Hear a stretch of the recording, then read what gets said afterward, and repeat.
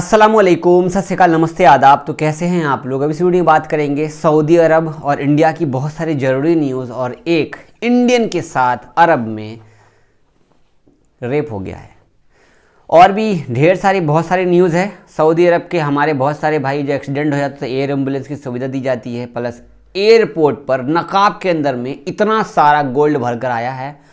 और हरम शरीफ से अपडेट है। सबसे ज़्यादा बुरा खबर यह है कि सऊदी अरब में कितना खाना हर दिन बर्बाद होता है। तो बहुत सारी न्यूज़ है, वीडियो को पूरा देखिएगा लास्ट तक। नए तो चैनल को सब्सक्राइब कीजिएगा। और बहुत शुक्रिया आप लोगों का, 5 लाख सब्सक्राइबर आप लोगों ने करवा दिया है। और मीटअप के लिए मैंने टाइमली कहा था तो आप लोगों ने अब तक सही से मुझे को बताया नहीं है। इंस्टाग्राम पर मैसेज करके या कमेंट में बता सकते हैं। दिल्ली में कौन से एरिया में मिल सकते हैं, कमेंट करके बताओ, या फिर आप बताओ या फिर मैं बताऊँ कि कहाँ मिलना है। लाइव में आते हैं इंशाल्लाह आजकल में, तो लाइव में आके डिस्कस करते हैं, बातचीत करेंगे इंस्टाग्राम पे, तो जुड़िए ज़रूर। आइए न्यूज़ जानते हैं। Saudi, Dubai, Qatar, Oman, Bahrain, दुनिया के हर कोने में अजनबी लोग काम करते हैं, चाहे वो छोटा हो या बड़ा, ड्राइविंग का हो या कंपनी में ड्राइविंग का हो या आपको ऑफिसर वाला काम हो या फिर अकाउंटेंट का काम हो, हर जगह पर, सब जगह पे लेडीज़ भी काम करती है इंडियन और जेंट्स भी काम करते हैं। लेकिन बहुत हमेशा बार देखा गया है कि बिजनेस वीज़ा पर भी बहुत सारे लेडीज़ अरब देश जाती है बिजनेस के लिए, स्पेशली कि बिजनेस प्रमोट कर सके, बिजनेस का मीटिंग वीटिंग होता है जिसकी वजह से।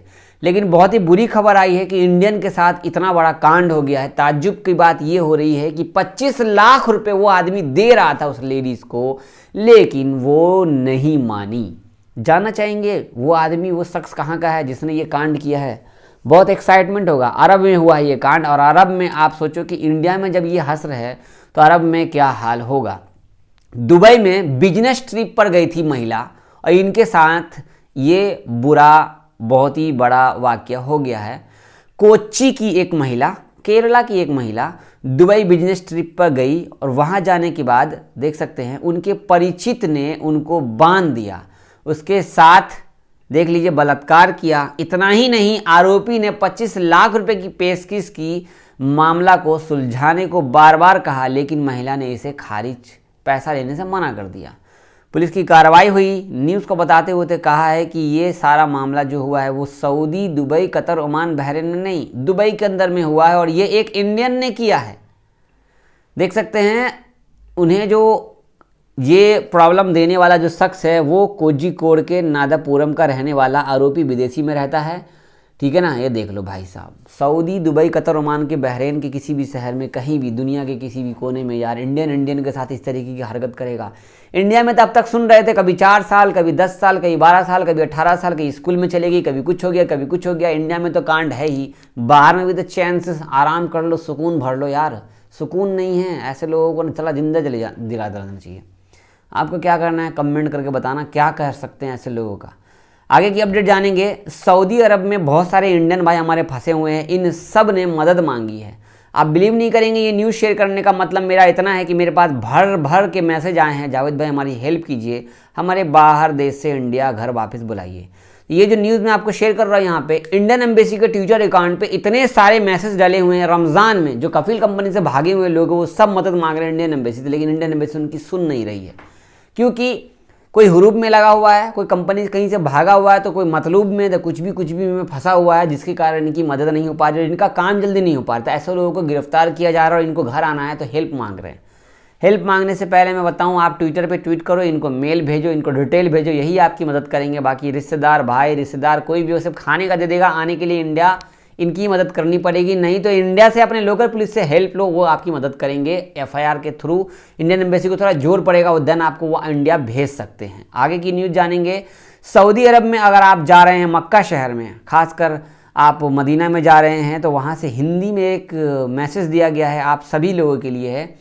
यहाँ पे लिखा हुआ है कि अगर आप उम्रा करने, हज करने आते हैं, आप अपने साथ बच्चे लेकर आते हैं, देख सकते हैं ये हस्बैंड वाइफ है, 2 बच्चे का चेहरा का बनाया गया कार्टून। अपने बच्चों को हमेशा साथ रखें। अगर आप साथ रखेंगे तो जो भी लोग आसपास में नमाज़ पढ़ते हैं उनको किसी भी तरीके की दिक्कत नहीं होगी। तो ये देखा गया है कि मक्का में, हरम शरीफ में ज़्यादातर लोग नमाज़ पढ़ने के टाइम पर बच्चों को छोड़ देते हैं और वो नमाज के आगे जो खड़े रहते हैं सब में उनको परेशान करते हैं। ज़्यादातर सभी देशों के लोगों को बोला गया है कि ऐसी चीज़ों को आप लोग बच्चों लोगों को पकड़ के रखिए ताकि किसी को तकलीफ़ ना हो। यार अच्छी बात है, बिल्कुल भी बेकार है ऐसा सोचना भी। यार क्यों छोड़ देते बच्चों लोगों को, हाथ में रखो। आगे की न्यूज़, सऊदी अरब के काहिरा से 2 नागरिकों को एयर एम्बुलेंस दिया गया है। कहा जा रहा है कि मिस्र के दूतावास ने, मिस्र के एम्बेसी ने 2 मरीजों को इलाज के लिए इंटरनेशनल तौर पर एम्बुलेंस की सुविधा कराई और उनको भेजा।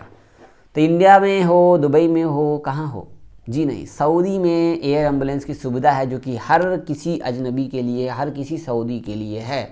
आप जब चाहें बुला सकते हैं। सऊदी में आप हैं तो आपको किसी भी तरीके की मदद चाहिए, जैसे कि हेल्प एक्सीडेंट के टाइम पे, तो आप कॉल कर सकते हैं।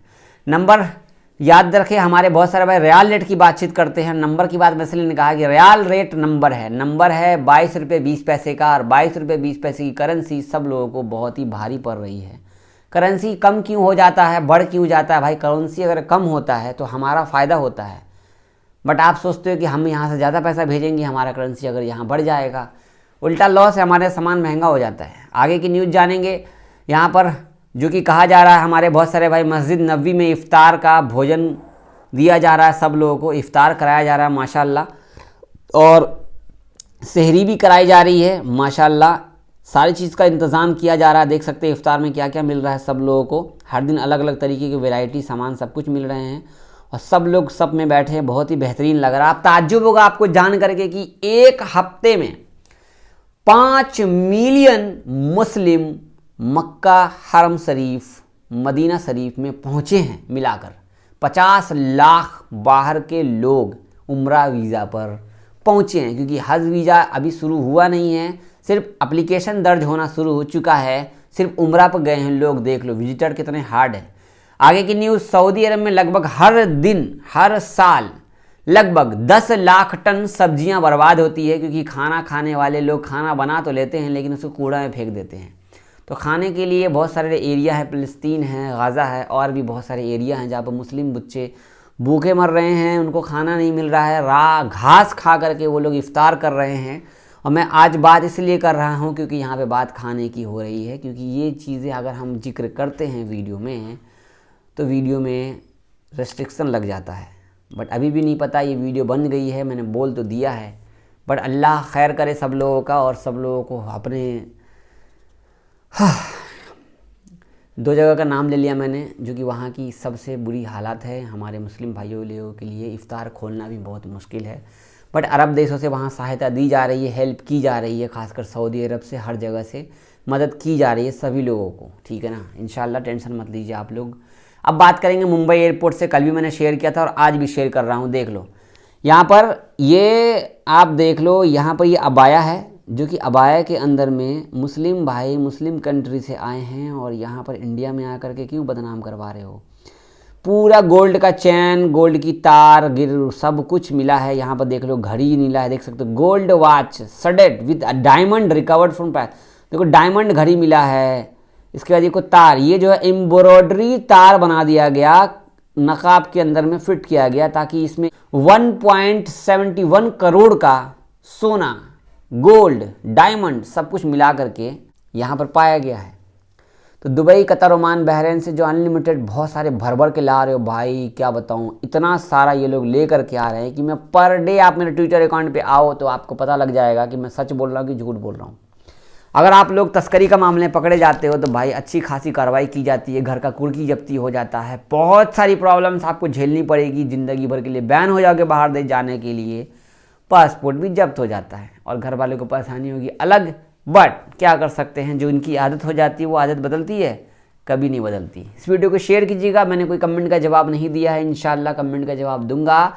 कल दोपहर में मैं आप लोगों के लिए एक स्पेशल वीडियो अपलोड करने वाला हूं, वो वीडियो पूरा देखना आप लोग, जो जेल से आए हैं उन लोगों के लिए इंपॉर्टेंट अपडेट है उस वीडियो में। तो शेयर कीजिए वीडियो, सब्सक्राइब कीजिए हमारा channel, YouTube channel, Facebook page, Instagram. बहुत शुक्रिया, अल्लाह हाफिज़।